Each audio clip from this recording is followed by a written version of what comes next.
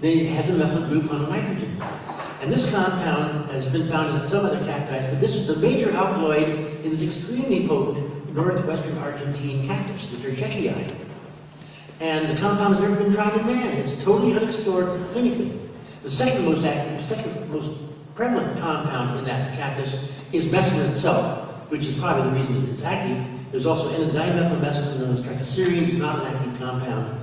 Three dimethylmine compounds, none of them known to be active.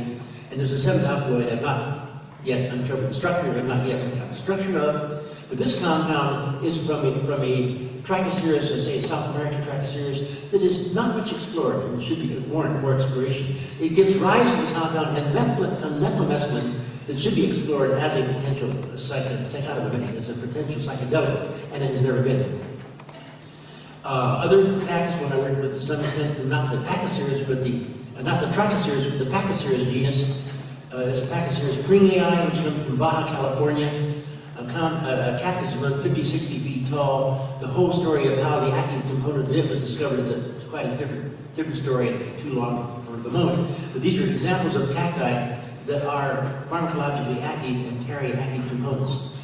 Quite a bit of discussion I've heard about Salvia divinorum, the active sage, the Mexican sage. A case of a plant that is very active, the active component, Salvadoran A, is active in hundreds of micrograms level, and extremely complex molecule. It's not an alkaloid, it's a terpene, a sesquiterpene. It's a diterpene.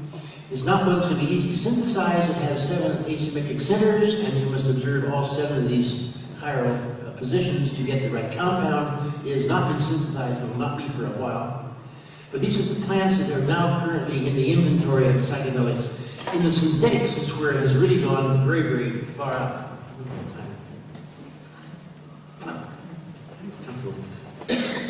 Synthetics have really gotten out of hand very nicely. In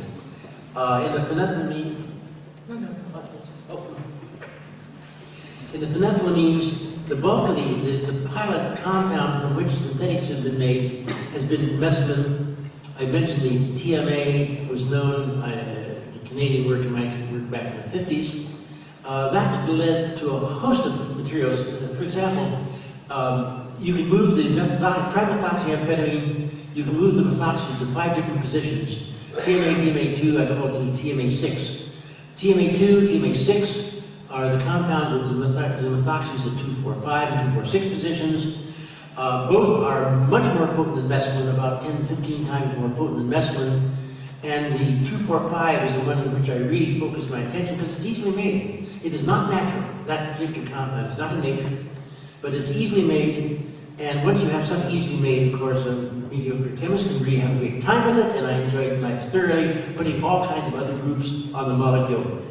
And all the things I developed on the TMA2 would also apply to the TMA6, and that area is totally unexplored. Not totally, but largely unexplored. So here's an area that's going to explode into the future sometime in the next year or decade or century. Someone's going to say, hey, what about making the 2,4,6 things of all the 2,4,5s you've known, and you're going to have a host of 100 new compounds that are biologically active, but they have not been made yet.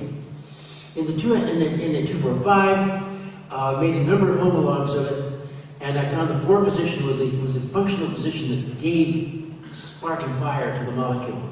And so I put the ethoxy there, methoxy, being methoxy, propoxy, all kinds of derivatives, branch chains, all ranges of compounds. The larger they got, the less potent the compounds were. But it showed me that this was the active site of this molecule. So obviously this replaced the methoxy with something else. So I had this idea of putting on, in place of the methoxy, a methyl group. A methyl group is a little bit smaller. It has the advantage that it's more compact. If this material, I felt, it has advantage. Disadvantage is it cannot be metabolized off very easily, whereas the methoxy group can be taken off very easily. The methyl group cannot be. So I had to scan to see if it goes to the same receptor site as an active compound, then it'll go into that place and be a very potent material. If it goes in as not an active compound and it goes into that receptor site and blocks the receptor site, then it would be not only an inactive compound, but if human psychopharmacological problems, schizophrenia, mental disturbance, is due to some endogenous poison that goes to the receptor site, this could be a therapy for that poisoning. It might be used in treatment of mental illness. So it's either going to be an active psychedelic, or it's going to be a potentially valid anecdotal treatment for a psychedelic, or for a natural altered state that is not one to medicate. So I made the compound. I think I cannot lose. Either way, it's going to be an interesting development. It turned out to be a very potent psychedelic. I made the deal called DOM, because I took the oxygen away, put less than methyl on desoxymethyl. And the compound I made that about probably 1965 or in the mid-60s. The next thing I knew, there was a compound on the street about 6 months later called SDP. And it turned out that was the compound. I had given a lecture at Johns Hopkins a few months earlier, and someone clearly had picked up the molecule, the structure, how to make it, and made it. Haight-Ashbury in the 1960s had a great deal of SDP available. It was being sold as a psychedelic drug, which it is.